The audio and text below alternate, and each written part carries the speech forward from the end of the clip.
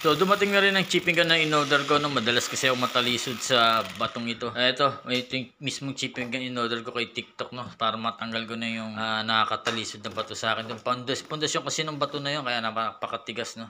Hindi kaya ng concrete nail lang. So, ito yung mismong in-order ko yan. May manual, then yung mismong barena. Then, meron ding yan, pang chipping gun na mismo, no? So, napakaganda nga nitong chipping gun na to, pwede rin siyang barena, no? Kung matigas-tigas yung babarena mo, katulad ng mga biga, no? Pwede dito. So, may tatlong sizes to na para sa barena, then dalawang itsura naman para sa pag-chipping gun. So, itong patules at saka isang palapad, no? So, gamitin natin yung patules, no? Ito, babawasan ko nga yung mismong biga dito, no? So, ito yung mismong pader na binabawasan ko nga dahil nga tumatama dito yung mismong gate ko, no?